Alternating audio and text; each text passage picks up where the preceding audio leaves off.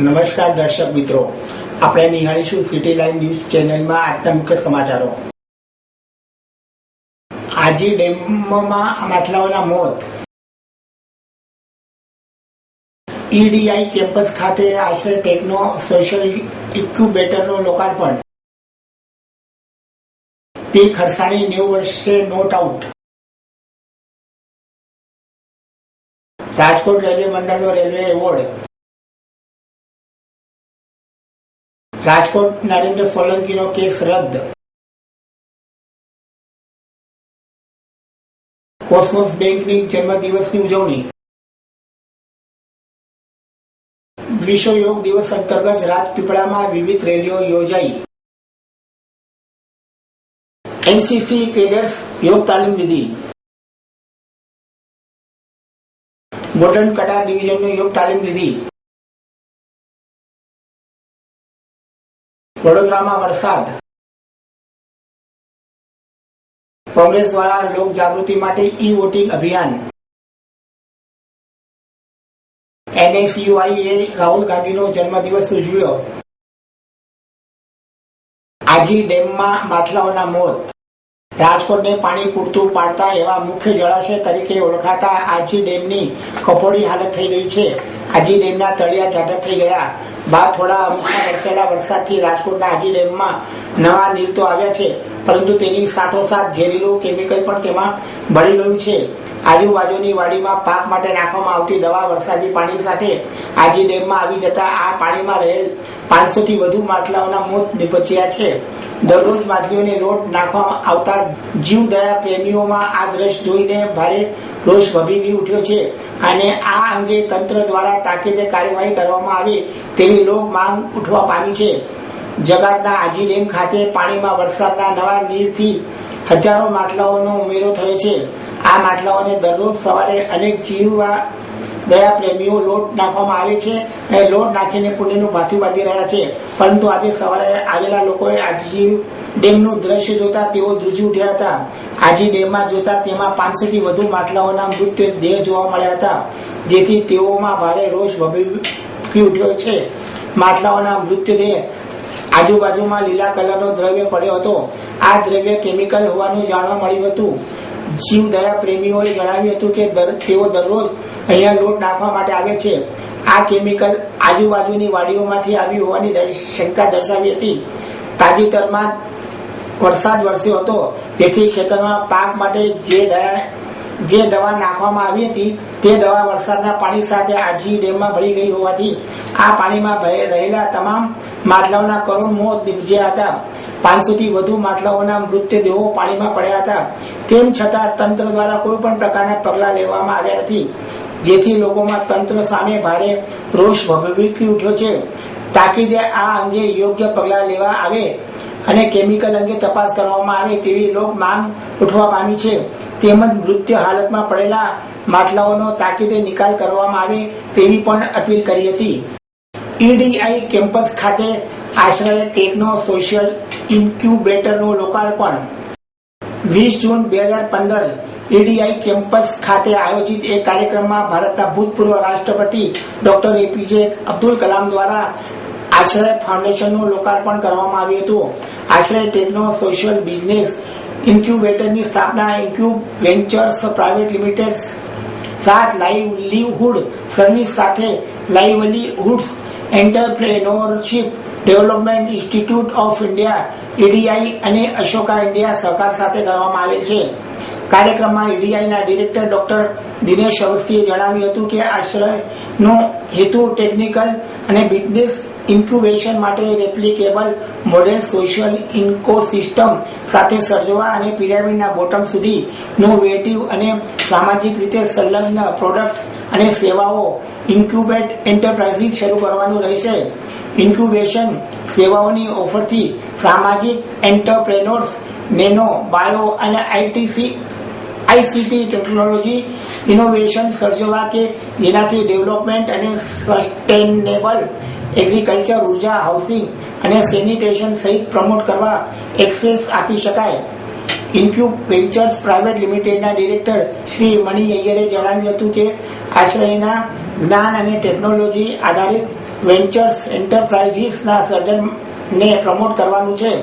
ઝડપી કમર્શિયલાઇઝેશન, સામાજિક અને ટેકનોલોજી સાહસોનું કાર્ય કરવા માટે પ્લેટફોર્મ આપવું જેમાં હોસ્ટ ઇન્સ્ટિટ્યુશનનો વિકાસ કરી શકાય, તેને એસોસિએટ એકેડેમિક અને નોન પ્રોફિટ સંસ્થાઓ અને અન્ય દેશમાં રહેલા અન્ય R&D સંસ્થાઓને સાંકળી શકાય એવું પણ આશ્રયના લક્ષ્ય છે. આ કાર્યક્રમમાં ડોક્ટર એપીજે અબ્દુલ કલામે દેશમાં યુવાન ઇનોવેશનને પ્રમોટ કરવા બાબતે પોતાના વક્તવ્ય રજૂ કર્યા હતા અને એક ઇન્ક્યુબેટર્સના ઇકોસિસ્ટમ પર આધારિત એક સેમિનારમાં ભાગ લીધો હતો.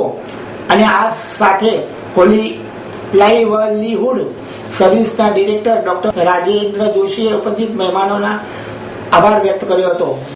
ભારતીય ઉદ્યમિતા વિકાસ સંસ્થાનનો નિદેશક છું. મારું નામ ડૉક્ટર દિનેશ અવસ્થી છે અને આ સંસ્થા જો આશ્રય બનાવી છે અમે લોકોએ, આ સોશિયલ વેન્ચર્સ એ સામાજિક મૂલ્યોને લઈને જો વ્યવસાય થાય એવી સંસ્થાઓને બનાવી છે, જેમાં ગરીબ લોકોને કેવી રીતે સારીમાં સારી વસ્તુઓને સારીમાં સારી સુવિધાઓને સર્વિસીસ ઉચિત મૂલ્ય આપી શકીએ, જેમાં કે અમે બધાનો લાભ થઈ શકે. અને આ કોઈ ચેરિટી નથી કરતા, અમે લોકો કોઈ દાન નથી કરતા.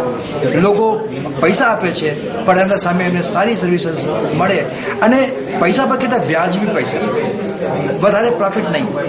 એવી સંસ્થાઓ અમે લોકો ઊભી કરવા માગીએ છીએ અને એવી સંસ્થાઓને અમે સોશિયલ વેન્ચર્સ કહીએ છીએ. અને ભારતમાં એક બહુ મોટું મૂવમેન્ટ ચાલે છે અને આશ્રય એમાં બહુ અમુક ભૂમિકા નિભાવવાનો છે. આશ્રય જો બન્યું છે આમાં EDI ભારતીય ઉદ્યમિતા સંસ્થાન છે, ઇન્ક્યુબ વેન્ચર્સ છે, 7 મુખ્ય છે અને અશોકા ફાઉન્ડેશન છે. એમાં 7 અને ઇન્ક્યુબ વેન્ચર્સ આ લોકોએ લીડ લીધી છે અને EDI અને અશોકા ફાઉન્ડેશન આના જ્ઞાનના પાર્ટનર્સ છે. આશ્રય કેટલા ટાઈમથી ચાલુ કર્યું છે તમે? આશ્રય કેટલા ટાઈમથી તમે આ બનાવ્યું છે? આશ્રય તો કાલે આપણા ભૂતપૂર્વ રાષ્ટ્રપતિ ડૉક્ટર અબ્દુલ કલામ કાલે આવે છે અને કાલે આનું ઇનાગ્રેશન કરવાના છે. આપણે પી ખરસાણીનો વેશ 90 વર્ષે નોટ આઉટ. સતત 30 વર્ષ સુધી ગુજરાતી રંગભૂમિ પર એક ચક્રી શાસન કરનાર અને એક ગુજરાત ફિલ્મમાં યાદગાર ભૂમિકાઓ કરનાર જાણીતા કલાકાર પી ખરસાણીના 90મા જન્મદિવસ પ્રસંગે તેમના જીવન આધારિત પુસ્તક પી ખરસાણીનો વેશનું વિમોચન યુનિવર્સિટી કોન્વોકેશન હોલ ખાતે થયું. આ સમગ્ર કાર્યક્રમમાં તેમના વિવિધ નાટકો, મિમિક્રી, ફિલ્મોના અંશો, વિડીયો ક્લિપ પણ દર્શાવી તેમજ સમગ્ર કાર્યક્રમની રજૂઆત દર્શન અને નિસર્ગ ત્રિવેદી દ્વારા ભવાઈની શૈલીમાં કરવામાં આવી. આ પ્રસંગે પુસ્તકનું વિમોચન કરતા તેજેન્દ્ર પ્રસાદજી મહારાજ વિડીયો મેસેજમાં જણાવ્યું હતું કે જે વ્યક્તિના હૃદયમાં સત્ય હોય એ જ વ્યક્તિ બીજાને હસાવી શકે. તેથી છેલ્લા 6 દાયકાથી લોકોને પેટ પકડીને હસાવતા પી ખરસાણીનું ઉમદા વ્યક્તિત્વ કહી શકાય, જે એક ઉમદા શ્રાવક પણ છે. આ પ્રસંગે નાટ્ય સાહિત્યની દુનિયાના એક જાણીતા કલાકારો અને સાહિત્યકારો મોટી સંખ્યામાં હાજર રહ્યા હતા. આ પુસ્તકના વિવિધ કિસ્સાઓમાં અને ઘટનાઓનું સંકલન તેમના પુત્ર પ્રફુલ્લ ખરસાણીએ કર્યું હતું, જેનું સંપાદન કાર્તિકેય ભટ્ટ કર્યું છે. આ પ્રસંગે વિશેષ ઉપસ્થિત રહેલા જોરાવરસિંહ જાદવ, કાજલ ઓઝા, વેદ માધવ રામાનુજ, અશોક દવે, રજનીકુમાર પંડ્યા અને યોગેશ ગઢવીએ તેમના વિશેષ યાદગાર પ્રસંગે હતા. રાજકોટ રેલવે મંડળને રેલવે એવોર્ડ. રાજકોટ રેલવે મંડળ દ્વારા 1 વર્ષ દરમિયાન થયેલી કાબિલિયત કામગીરી બદલ 19 વર્ષ પછી રાજકોટ મંડળને ઇન્ડિવિઝ્યુઅલ એવોર્ડ એનાયત કરવામાં આવ્યો હતો. તે ખૂબ જ ખુશીની વાત કહી શકાય. આ તબક્કે રાજકોટથી એવોર્ડ સ્વીકાર ગયેલ ટીસીનો રાજકોટ DRM સહિતના અધિકારીઓ દ્વારા ભવ્ય સ્વાગત કરવામાં આવ્યું હતું અને ઉજવણી પણ કરવામાં આવી હતી. રેલવે સેવા સૌથી મોટી સેવા ગણવામાં આવે છે, જેમાં દરરોજ હજારો લાખો લોકો મુસાફરી કરતા હોય છે. આ મુસાફરો વચ્ચે અનેક ખુદાબક્ષો ટિકિટ લીધા વિના પણ મુસાફરી કરતા પકડાયા હોય છે. તમામ મંડળોમાં રાજકોટ મંડળ સૌથી નાનું હોવા છતાંય તેના દ્વારા ખૂબ મોટી કામગીરી કરી બતાવવામાં આવી છે. રાજકોટ મંડળના તમામ ટિકિટ ચેકર્સ દ્વારા સઘન ચેકિંગ પ્રક્રિયા વર્ષ દરમિયાન કરવામાં આવી હતી, જેના ભાગરૂપે 1 વર્ષમાં ટીસી દ્વારા 1.25 લાખ કેસો કરવામાં આવ્યા હતા. 1.25 લાખ ટિકિટ લીધા વિના મુસાફરી કરતા મુસાફરોને પકડી પાડવામાં આવ્યા હતા અને તેઓની પાસેથી 6.5 કરોડ રૂપિયાનો જંગી દંડ વસૂલ લેવામાં આવ્યો હતો. આ કામગીરી બદલ રાજકોટ મંડળને 19 વર્ષ પછી ઇન્ડિવિજ્યુઅલ એવોર્ડ એનાયત કરવામાં આવ્યો હતો, જેથી રાજકોટના ડીઆરએમ સહિત અધિકારીઓ દ્વારા એવોર્ડ સ્વીકારવા ગયેલ ટીસીનું સન્માન કરી ભવ્ય ઉજવણી કરવામાં આવી હતી. टिकट चेकिंग स्टाफ राजकोट मंडल का इन्होंने पूरे साल भर में 1.25 लाख केसेस पकड़े और उससे हमें 6.25 करोड़ की आय हुई. ये बहुत ही बड़ा फिगर है और ये मंडल छोटा सा है, फिर भी इतनी इन्होंने बहुत मेहनत से काम किया है और 19 साल बाद राजकोट मंडल को ये इंडिविजुअल अवार्ड मिला है. बीच में इन 19 सालों में एक आध बार शेयर्ड मिला था, लेकिन इस बार पहली बार बहुत सालों बाद इंडिविजुअल अवार्ड मिला है. ये बहुत गौरव की बात है राजकोट मंडल की. टिकट चेकिंग के लिए ये अवार्ड मिला है क्योंकि कई यात्री ऐसे हैं जो बगैर टिकट यात्रा करते हैं और बहुत हमारी पैसेंजर की जो आय थी वो कम हो रही थी. इसलिए हमने एक ड्राइव चलाया था मंडल ने और जितने भी टिकटलेस ट्रैवलर्स हैं उनसे टिकट का पैसा भी वसूला और पेनल्टी भी वसूली और उससे हमारे जो अच्छा काम हुआ है उसके लिए ये अवार्ड मिला है. રાજકોટ નરેન્દ્ર સોલંકી કેસ રદ. રાજકોટ શહેરમાં અતિ ચકચાર ચલાવનાર નરેન્દ્ર સોલંકી કેસમાં અંતે હાઈકોર્ટના હુકમ બાદ કેસ રદ કરવામાં આવ્યો છે. અગાઉ રાજકોટના મહિલા કોર્પોરેટરના પતિ ઉપર થયેલા હુમલામાં નરેન્દ્ર સોલંકીની સંડોવણી ખુલ્યા બાદ આ અંગે અને કોર્ટ કાર્યવાહી કરવામાં આવી હતી. ત્યારબાદ નરેન્દ્ર સોલંકી દ્વારા ત્રિકોણ બાગ ચોક નજીક ધારણા રામધૂન સહિતના કાર્યક્રમો આપવામાં આવ્યા હતા અને અંતે પોલીસની ભીડ વધતા તેઓ ભૂગર્ભમાં ઉતરી ગયા હતા.